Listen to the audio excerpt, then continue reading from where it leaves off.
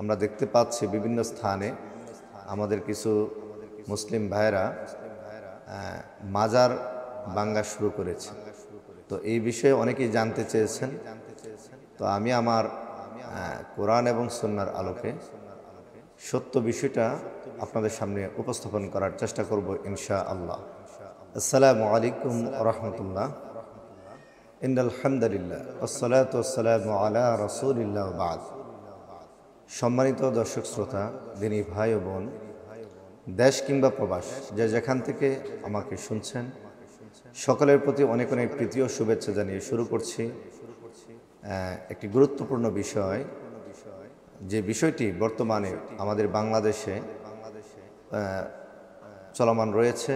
আমরা দেখতে পাচ্ছি বিভিন্ন স্থানে আমাদের কিছু মুসলিম ভাইরা মাজার ভাঙা শুরু করেছে। তো এই বিষয়ে অনেকেই জানতে চেয়েছেন। তো আমি আমার কোরআন এবং সুন্নাহর আলোকে সত্য বিষয়টা আপনাদের সামনে উপস্থাপন করার চেষ্টা করব ইনশাআল্লাহ।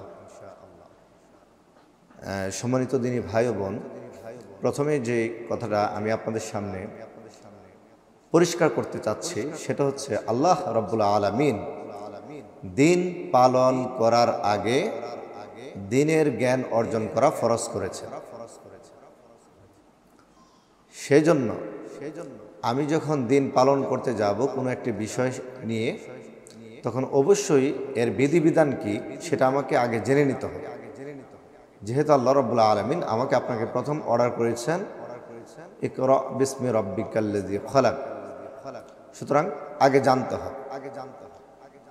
তাই প্রথমেই আমাকে জানতে হবে যে এই যে মাজারগুলো ভাঙ্গা হচ্ছে, এই মাজারটা ভাঙ্গা কি সঠিক হচ্ছে নাকি এটা আমাদের জন্য ভুল হচ্ছে।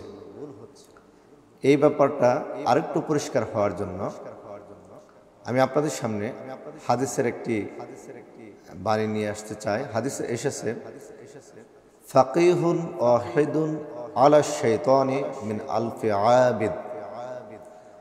একজন ফকিহ অর্থাৎ যিনি দিন বুঝে পালন করেন, আর আবেদ বলা হয় যিনি বুঝেন অথবা না বুঝেন, ইবাদতকারী।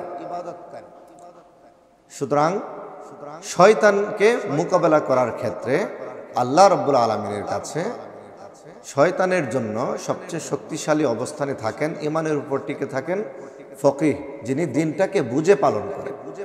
আর যিনি শুধুমাত্র না বুঝেই একটু শুনলাম তারপরেই আমল করা শুরু করে দিলাম, কিন্তু এটাকে বোঝার চেষ্টা করলাম না, সেটা কিন্তু একজন বুদ্ধিমানের কাজ নয়। ওই আবেদ কিন্তু শয়তানের মোকাবেলা করতে পারবে না, বরং শয়তান তাকে পথভ্রষ্ট করবে। জি, আল্লাহ রাব্বুল আলামিন আমাকে আপনাকে পবিত্র কোরআনে মানব জীবনের যে বিধিবিধানগুলো দিয়েছেন, এমন 500 আয়াত রয়েছে কোরআন মহাগ্রন্থ আল কোরআনে। এর কিছু বিধান ব্যক্তিগত জীবন, কিছু বিধান পারিবারিক জীবনের জন্য, কিছু বিধান সামাজিক জীবনের জন্য, কিছু বিধান রাষ্ট্রীয় জীবনের জন্য। আপনি যদি ব্যক্তিগত যে আমলগুলো করেন, এই ব্যক্তিগত আমলগুলো যদি সমাজের মধ্যে চাপিয়ে দিতে চান বা পরিবারে চাপিয়ে দিতে চান অথবা রাষ্ট্রীয়ভাবে চাপিয়ে দিতে চান, এটা ইসলাম কখনোই সমর্থন করে না। পারিবারিক যে বিধিবিধান রয়েছে, আপনার পরিবারে আপনি ওইগুলো বাস্তবায়ন করা আপনার উপর ফরজ। তো এই আপনার পরিবার রেখে অন্যের পরিবারে যদি সমাজের, অর্থাৎ অন্যের পরিবার মানে হচ্ছে সমাজ, সমাজের অন্য পরিবারে যদি আপনার পরিবারের বিধিবিধান আপনি বাস্তবায়ন করতে চান, তাহলে শান্তির পরিবর্তে অশান্তি হয়ে যাবে। ঠিক তদ্রূপভাবে মাজার ভাঙ্গা, এটি রাসূল সাল্লাল্লাহু আলাইহি সাল্লামের যে হাদিস, রাসূল সাল্লাল্লাহু আলাইহি সাল্লাম হযরত আলী রাদিয়াল্লাহু তাআলা আনহুকে যে বলেছিলেন, হে আলী, তুমি যত উঁচা কবর আছে সবগুলোকে ভেঙে ঘুরিয়ে দাও, মিশিয়ে দাও মাটির সাথে। তখন বুঝতে হবে তিনি ওই খিলাফত প্রতিষ্ঠা অবস্থায় তিনি এই কথা বলেছিলেন। তার মানে এটা ছিল রাষ্ট্রীয় বিধান। তাই আমরা যদি ব্যক্তিগতভাবে বা সামষ্টিক কিছু ব্যক্তিরা গিয়ে যদি আমরা মাজার ভাঙি, তাহলে মাজারের সাথে যারা জড়িত, যারা দিন বুঝে না যারা, তাদেরকে যদি আমরা রাগান্বিত করি, তাহলে ওনারা দিন থেকে আরো দূরে চলে যায়। সেজন্য মাজার ভাঙ্গার দাবি আমরা করতে পারি রাষ্ট্রের কাছে। যেহেতু মাজার কেন আমরা ভাঙবো, প্রশ্ন হচ্ছে সেটা। মাজার ভাঙবো তার মানে মাজারের ভিতরে যিনি রয়েছেন, কবরে যিনি রয়েছেন, ওনাকে অসম্মান করার জন্য নয়, বরং মাজারের মধ্যে আমরা দেখতে পাচ্ছি মাজারকে কেন্দ্র করে আল্লাহ ব্যতীত ওই গায়রুল্লাহ মাজারকে সেজদা দিচ্ছে মানুষ, যেটা শিরকি কাজ। মাজারকে কেন্দ্র করে প্রতি বছর যে মেলা হচ্ছে, সে মেলার মধ্যে মাদকের ব্যবসা হচ্ছে, যেই মাদক ইসলামে হারাম। মাজারের মধ্যে আপনার গাঞ্জা, জুয়া, মদ, বিভিন্ন নারীদেরকে এনে অশ্লীল গান বাজনা এবং শরীয়ত মারিফতের নামে কিছু অশ্লীল গান বাজনা, যেগুলো একেবারেই ইসলাম সমর্থন করে না, ওই সমস্ত কাজ যেহেতু মাজারে হচ্ছে, সেই জন্য আমরা চাচ্ছি যে মাজারটা কি করে দেই, ভেঙে দেই, পরিষ্কার করে দেই।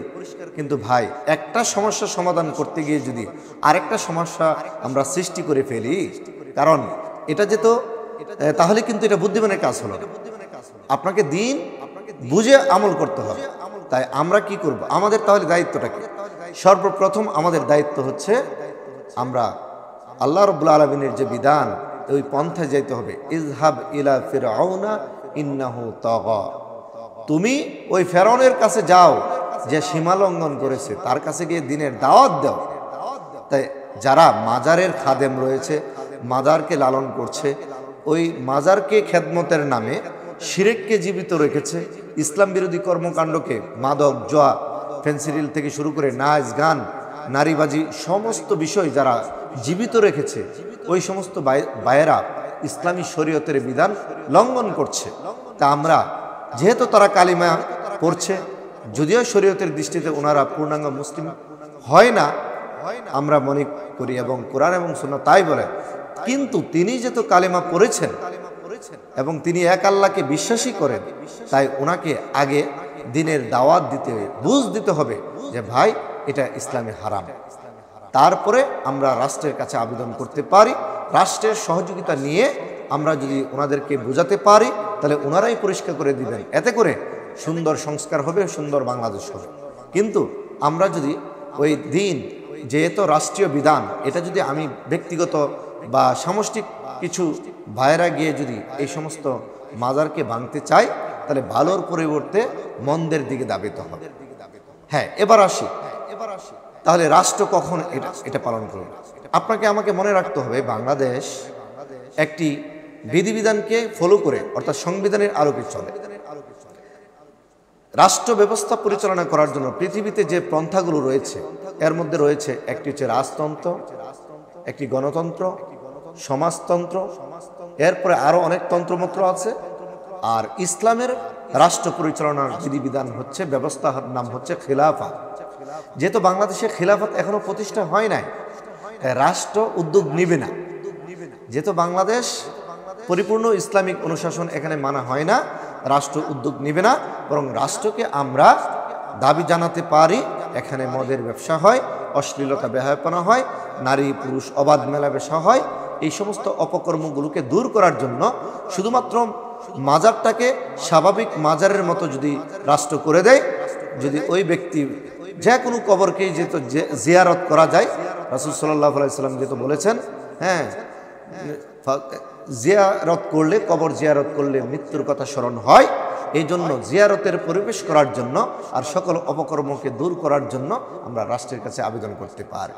আর আমরা আমাদের ভাইদেরকে, যে সমস্ত ভাইরা, যে সমস্ত বোনেরা মাজারকে লালন করছে এবং শিরক বেদাত থেকে শুরু করে এই সমস্ত ইসলামিক কর্মকাণ্ড তারা পালন করে যাচ্ছে দিনের নামে, তাদেরকে আমরা বোঝাতে হবে।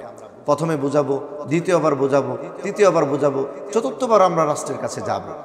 এরপরে রাষ্ট্র যদি সমস্যা সমাধান না করতে পারে, আমরা ধৈর্য ধারণ করতে হবে। পরবর্তীতে আমরা যদি কখনো ইসলামের বিধিবিধান পালন করে আমরা যদি ইসলামী হুকুমাত খিলাফত প্রতিষ্ঠা করতে পারি, তখন অটোমেটিকলি রাষ্ট্রীয় ব্যবস্থায় এগুলোকে মিশিয়ে দেওয়া হবে। এতে করে বরং যখন রাষ্ট্র মিশিয়ে দিবে, রাষ্ট্র যখন ভেঙে দিবে, রাষ্ট্র যখন কবর জিয়ারতের ব্যবস্থা করে দিবে, রাষ্ট্র যখন এই সমস্ত কাজ সুন্দর করে দিবে, তখন আর কারোর মধ্যে কোনো দ্বন্দ্ব, কষ্ট, ক্ষোভ থাকবে না। আপনি দেখেন নতুন বাংলাদেশের অনেক প্রবলেম রয়েছে।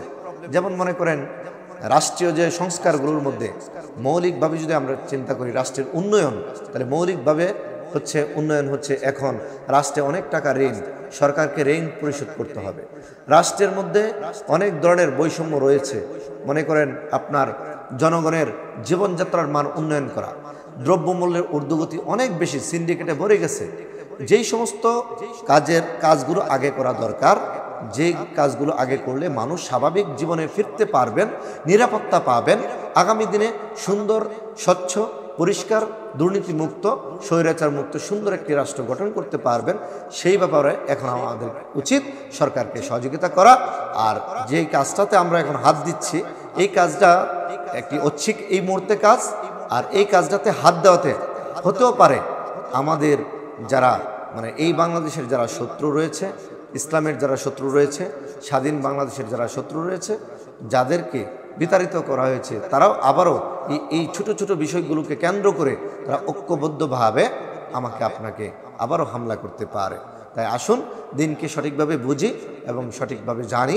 আল্লাহ রব্বুল আলামিন আমাকে আপনাকে সঠিক দিন বুঝে পালন করার তৌফিক দান করুক। আমিন। আসসালামু আলাইকুম ওয়া রাহমাতুল্লাহ।